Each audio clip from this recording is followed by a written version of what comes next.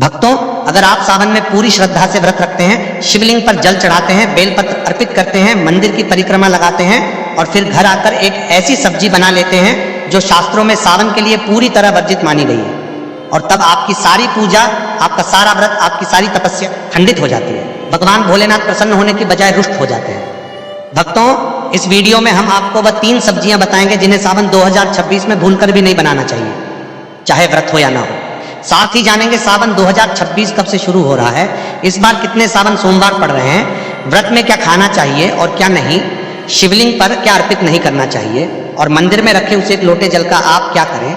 यह सब कुछ आज इस एक वीडियो में, तो वीडियो को अंत तक जरूर देखें क्योंकि अधूरी जानकारी हमेशा नुकसान ही करती है। माताओं बहनों, इस वर्ष 2026 में सावन का पवित्र महीना 30 जुलाई गुरुवार से आरंभ हो रहा है और यह पावन महीना 28 अगस्त शुक्रवार को समाप्त होगा। और सुनिए एक खास बात, इसी 28 अगस्त को श्रावण पूर्णिमा भी है और उसी दिन रक्षाबंधन का त्योहार भी मनाया जाएगा, यानी सावन का समापन और रक्षाबंधन दोनों एक ही दिन। यह अपने आप में एक अत्यंत शुभ संयोग है। भक्तों, कई लोग भ्रम में रहते हैं, कोई कहता है 4 सोमवार, कोई कहता है 6 सोमवार। आज हम यह भ्रम पूरी तरह दूर कर देते हैं। सावन 2026 में कुल 4 सावन सोमवार पड़ रहे हैं और दिलचस्प बात यह है कि चारों के चारों सोमवार अगस्त महीने में ही आएंगे। पहला सावन सोमवार व्रत 3 अगस्त को है, दूसरा सावन सोमवार 10 अगस्त को, तीसरा सावन सोमवार 17 अगस्त को और चौथा तथा अंतिम सावन सोमवार 24 अगस्त को रखा जाएगा। ध्यान से समझिए, सावन 30 जुलाई से शुरू होता है लेकिन पहला सोमवार 3 अगस्त को पड़ रहा है, इसलिए 4 सावन सोमवार यही सही जानकारी है। इसे नोट कर लीजिए और अपने परिजनों को भी बताइए। शिव भक्तों, सावन का यह महीना कोई साधारण महीना नहीं होता। यह महीना साक्षात भगवान भोलेनाथ की कृपा का महीना है। शास्त्रों में लिखा है कि सावन में जो भक्त सच्चे मन से भोलेनाथ की शरण में आते हैं उन्हें महादेव अपनी छत्र छाया में ले लेते हैं। उनके दुख, उनके रोग, उनकी निर्धनता सब धीरे धीरे दूर होने लगते हैं। महाराज कहते हैं सावन में प्रकृति स्वयं नृत्य करती है, धरती माँ का अभिषेक होता है आकाश से बरसते जल से, हरियाली उगती है, नई फसल आती है, किसान के चेहरे पर संतोष छाता है। सावन में बादल जब गरजते हैं तो वह केवल वर्षा नहीं होती, वह भोलेनाथ के आगमन का उद्घोष होता है। मान्यता के अनुसार सावन में आकाश से जो जल बरसता है वह अत्यंत पवित्र और पुण्यदायी माना गया है। बड़े बुजुर्ग कहते हैं कि सावन की बारिश में स्नान करने से शरीर की थकान, मन की उदासी और जीवन की नकारात्मकता सब धुल जाती है। भक्तों, भारत ही नहीं विदेशों में भी जहां जहां हिंदू समाज है वहां सावन का यह महीना बड़े उत्साह और श्रद्धा के साथ मनाया जाता है। यही इस महीने की महिमा है। माताओं बहनों, एक जरूरी बात, जो लोग घर में लड्डू गोपाल की सेवा करते हैं, जिनके घर में भगवान श्री कृष्ण विराजमान हैं, उनके लिए एक विशेष बात बताना चाहते हैं।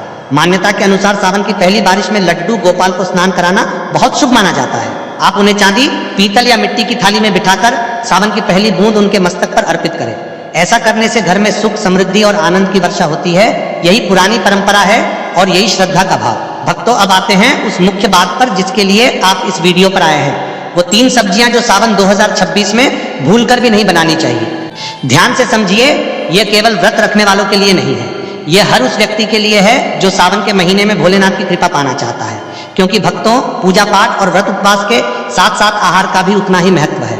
अगर मन और वाणी पवित्र है पर थाली में अशुद्ध भोजन है तो शिव कृपा आने में बाधा आती है। पहली वर्जित सब्जी बैंगन। माताओं बहनों, सावन के महीने में बैंगन को घर में रखना तक अशुभ माना जाता है, बनाने की तो बात ही अलग है। परंपरागत मान्यता यह है कि बैंगन सावन में पूरी तरह वर्जित सब्जी है।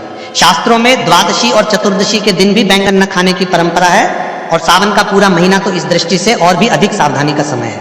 महाराज कहते हैं बैंगन में सावन के मौसम में जीव जंतुओं का वास बढ़ जाता है।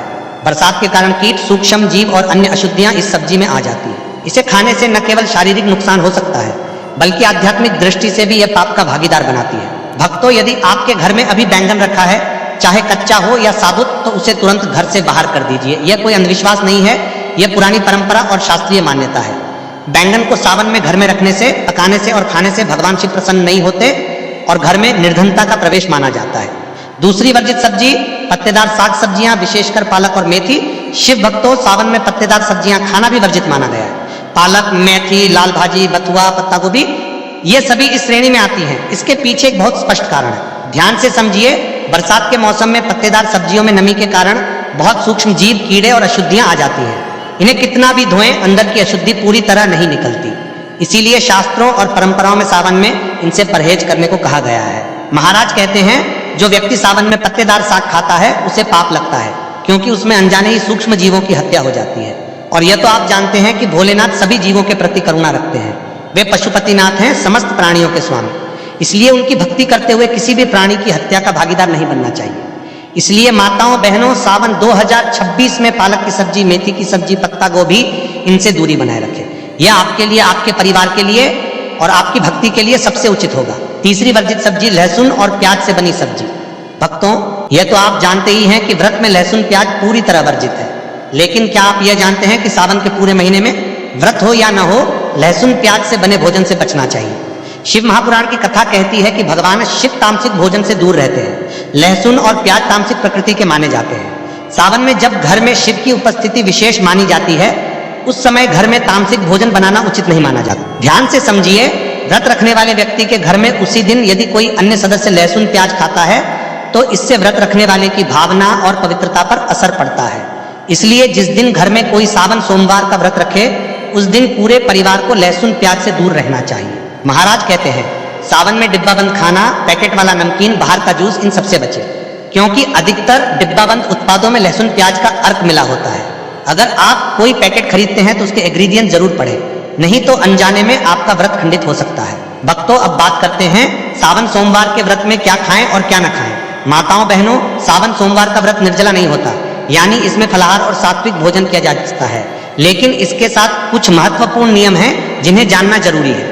व्रत में सेंधा नमक का उपयोग किया जा सकता है। साधारण नमक यानी आयोडीन नमक व्रत में वर्जित है। यदि आपने केवल फल खाने का संकल्प लिया है तो नमक बिल्कुल न लें।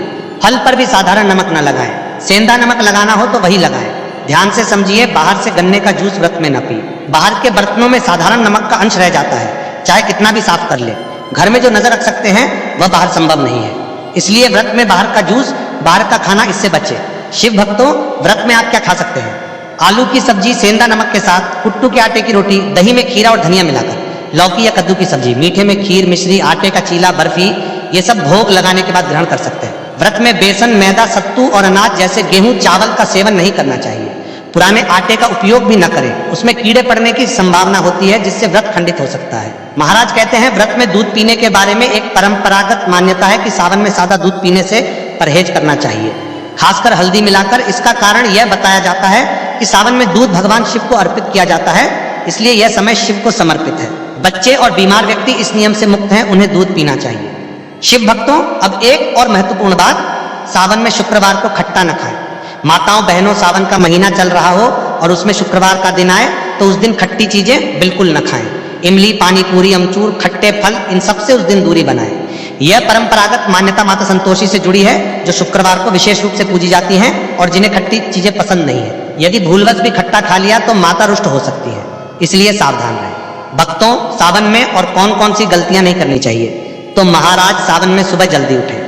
मान्यता है कि जो स्त्री सावन में देर तक सोती है, उसके परिवार पर इसका बुरा प्रभाव पड़ता है। पति के उठने से पहले घर की स्त्री को उठ जाना चाहिए, स्नान करके भोलेनाथ की पूजा करनी चाहिए। यह केवल नियम नहीं, यह एक सुंदर संस्कार है। सावन में किसी गरीब का अपमान न करें। भक्तों, महाराज कहते हैं, भोलेनाथ सावन में अपने भक्तों की परीक्षा लेने आते हैं। वे किसी भिखारी के रूप में, किसी दीनहीन व्यक्ति के रूप में आपके द्वार पर आ सकते हैं। उन्हें खाली हाथ मत लौटाइए, उनका अपमान मत कीजिए। सावन में काले वस्त्र पहनकर शिव मंदिर में न जाएं। यह परंपरागत मान्यता है कि मंदिर में काले वस्त्र अशुभ माने जाते हैं। घर में पहनना हो तो पहन सकते हैं, लेकिन मंदिर में और व्रत के दिन काले कपड़ों से बचें। ध्यान से समझिए, सावन में पति पत्नी को शारीरिक संबंध से दूरी बनानी चाहिए। यह परंपरागत नियम है। जो व्यक्ति व्रत रखता है वह शिव की शरण में होता है और उस दौरान इंद्रिय संयम बनाए रखना आवश्यक माना गया है। सावन में घर को साफ रखें। महाराज कहते हैं, गंदगी जहां होती है वहां से सकारात्मक ऊर्जा चली जाती है। सावन में प्रकृति स्वयं पवित्र होती है, आपका घर भी पवित्र होना चाहिए। सावन में घर के मंदिर में माचिस की खाली डिब्बी न रखें। मंदिर पवित्र स्थान है, वहां केवल पूजा सामग्री होनी चाहिए, अन्य वस्तुएं नहीं। सावन में घर में गाली गलौज, चुगली, अपशब्द, इनसे बिल्कुल बचें। माताओं बहनों, भगवान शिव को यह बिल्कुल पसंद नहीं। परंपरागत मान्यता है कि सावन में जो व्यक्ति अपने घर में कलह करता है, गाली देता है, पत्नी को या पति को अपशब्द कहता है, उस पर शिव का कोप उतरता है। महाराज, सावन में बाल, नाखून, दाढ़ी कटवाने से बचना चाहिए। यदि बहुत आवश्यक हो तो भोलेनाथ से क्षमा मांगकर कर सकते हैं। सावन में शरीर पर तेल लगाने से बचें, विशेषकर व्रत के दिन। सावन में माता पिता का विशेष सम्मान करें। शास्त्रों में लिखा है कि माँ में पार्वती का और पिता में शिव का वास होता है। माता पिता की सेवा करना सावन में सबसे बड़ी पूजा है। भक्तों, सावन में देवी देवता से संबंधित कोई भी शुभ वस्तु जैसे पूजा की माला, मूर्ति, प्रसाद किसी को उपहार में न दें।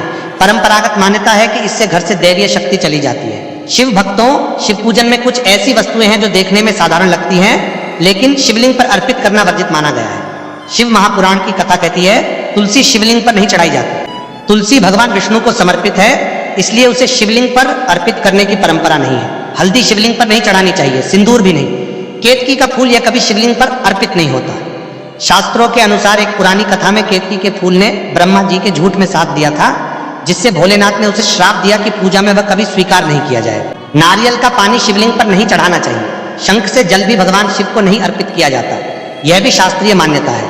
भक्तों, टूटे हुए चावल अखंड अक्षत शिवलिंग पर अर्पित करने चाहिए, टूटे अक्षत नहीं। माताओं बहनों, बेलपत्र जब शिवलिंग पर अर्पित करें तो ध्यान रखें वे कटे फटे न हो।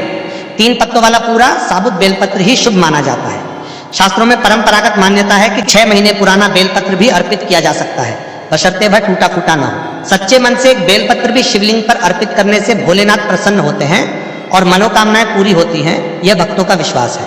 शास्त्रों में लिखा है, सुबह 5 बजे से 11 बजे के बीच शिवलिंग पर जल अर्पित करना सबसे शुभ माना जाता है। शाम के समय जल अर्पित करने से बचना चाहिए, यह परंपरागत नियम है। महाराज कहते हैं, जब शिवलिंग पर जल चढ़ाएं तो ध्यान रखें कि वह जल आपके पैरों के पास ना आए। शिव का जल, जिसे जलधारी कहते हैं, उसे लांघना भी वर्जित है। दूध से अभिषेक करना हो तो शुद्ध दूध ही अर्पित करें। पानी मिलाकर पतला किया हुआ दूध शिव को अर्पित नहीं करना चाहिए। परंपरागत मान्यता है कि जैसा आप अर्पित करते हैं वैसा ही फल मिलता है। दूध अर्पित करने के लिए पीतल के कलश का उपयोग सबसे उत्तम माना गया है। एक और ध्यान देने योग्य बात, घर में शिवलिंग अंगूठे के आकार से बड़ा नहीं रखना चाहिए और शिवलिंग पर जलधारी यानी जल निकलने का मार्ग अवश्य होनी चाहिए। शिव भक्तों, शिवलिंग पर चढ़ा हुआ प्रसाद, विशेषकर धतूरा और बेलफल, इनका सेवन बहुत शुभ माना जाता है। ध्यान से समझिए, धतूरे को जीभ पर हल्का सा स्पर्श करना है, खाना नहीं है। अधिक सेवन हानिकारक हो सकता है। केवल भगवान के प्रसाद के रूप में एक छोटा सा अंश जीभ पर रखना है। परंपरागत भक्ति में यह माना जाता है कि इससे मन में सकारात्मकता आती है और जीवन में शुभ परिवर्तन होते हैं। बेलफल यानी बिल्व फल का सेवन करने से मां पार्वती और भगवान शिव दोनों की कृपा प्राप्त होती है, यह पुरानी भक्ति परंपरा कहती है। सावन में बेलफल प्रसाद के रूप में ग्रहण करना बहुत शुभ माना जाता है। महाराज, मंदिर में रखे एक लोटे जल का क्या करें? यह सवाल बहुत सरल लगता है, लेकिन इसका उत्तर बहुत महत्वपूर्ण है और इस बारे में बहुत सी गलतफहमियां हैं जो आज हम दूर करेंगे।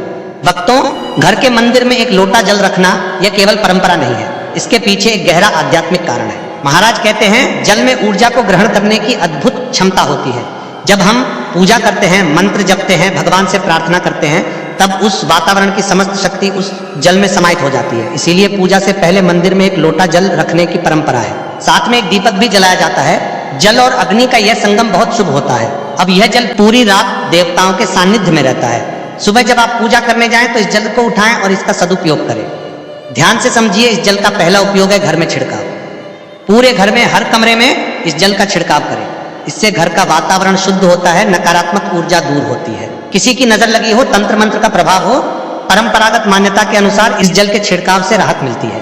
दूसरा उपयोग, यदि घर में कोई बीमार है तो इस जल को उन्हें पीने के लिए दे सकते हैं, और यदि कोई दवाई खानी हो तो उसे इसी जल के साथ लेने की परंपरा भी है। भक्तों, यह केवल भक्ति का विश्वास है, दवाई डॉक्टर के परामर्श से ही लें, यह ध्यान रखें। तीसरा उपयोग, यदि घर में आपस में कलह रहती है, हर बात पर मतभेद होता है, तो परिवार के सभी सदस्यों को इस जल में से थोड़ा थोड़ा पिलाएं। महाराज कहते हैं, इस पवित्र जल को पीने से मन में सकारात्मक भाव आने लगते हैं और घर में सामंजस्य बढ़ता है। चौथा उपयोग, यदि आपकी कोई दुकान है, व्यापारिक स्थल है, तो थोड़ा सा जल ले जाकर वहां भी छिड़के। परंपरागत मान्यता है कि इससे व्यापार में बरकत आती है। पांचवा उपयोग, सुबह उठकर इस जल से अपनी आंखें धोएं। बड़े बुजुर्ग कहते हैं, इससे आंखों की रोशनी बनी रहती है। और अंत में बचा हुआ जल घर के पौधों में डाल सकते हैं। माताओं बहनों, अब 3 जरूरी बातें जो इस जल के बारे में आपको जाननी चाहिए। पहली बात, यह जल तुलसी में नहीं डालना चाहिए। यदि आपके घर में साधारण पूजा है, शिव, देवी, गणेश आदि की, तो यह जल तुलसी को नहीं दे। इसके लिए अलग से जल का उपयोग करें।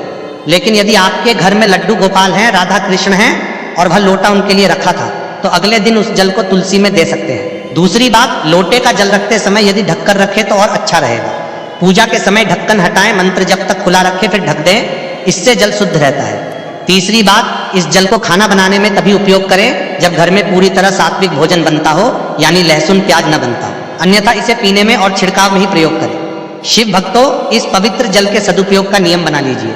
प्रतिदिन नियम से करेंगे तो परिणाम निश्चित ही देखने को मिलेंगे। एक बार 2 बार करने से चमत्कार नहीं होते, नियमितता में ही सिद्धि है। और जब घर के मुख्य द्वार पर जल छिड़कें तो यह मंत्र जरूर बोलें, ओम गणपतये नमः। भक्तों, यह मंत्र छोटा है लेकिन अत्यंत शक्तिशाली है। गणपति बाबा सभी देवों में प्रथम पूज्य हैं। इनका आशीर्वाद लेकर जब घर की शुद्धि होती है तो कोई भी नकारात्मक शक्ति प्रवेश नहीं कर पाती। मान्यता है कि सबसे पहली कावड़ यात्रा भगवान परशुराम ने भगवान शिव को समर्पित की थी। अपने कंधों पर गंगाजल लेकर वे शिव के चरणों में जल अर्पित करने गए और तभी से यह परंपरा चली आ रही है। सावन में लाखों श्रद्धालु कावड़ यात्रा पर निकलते हैं। यह भोलेनाथ के प्रति असीम प्रेम का प्रतीक है। भक्तों, सावन में स्नान के बारे में भी एक बात ध्यान रखें। बड़े बुजुर्गों की मान्यता रही है कि सावन की बारिश में स्नान करना बहुत पुण्यदायी होता है। यह जल बहुत शुद्ध और प्राकृतिक होता है। यदि छोटे बच्चे हों चाहे महीनों के हों तो उनके मस्तक पर बारिश की एक बूंद भी लगा देना बहुत शुभ माना जाता है। महाराज, इस सावन 2026 में हम पूरी श्रद्धा से, पूरे नियम से, पूरे विधि विधान से भोलेनाथ की आराधना करेंगे। उन्हें हम उनकी प्रिय चीजें अर्पित करेंगे। शुद्ध जल, बेलपत्र, सफेद पुष्प, शहद और सबसे बढ़कर अपना निर्मल मन, और उन्हें जो वर्जित है वह भूलकर भी अर्पित नहीं करेंगे। महाराज कहते हैं भोलेनाथ भोले हैं, वे केवल एक बेलपत्र में ही प्रसन्न हो जाते हैं, लेकिन उनका क्रोध भी उतना ही विकराल है। इसलिए सावधानी रख के नियम पालन करें और भोलेनाथ की कृपा पाएं। माताओं, बहनों, भक्तों, हर हर महादेव।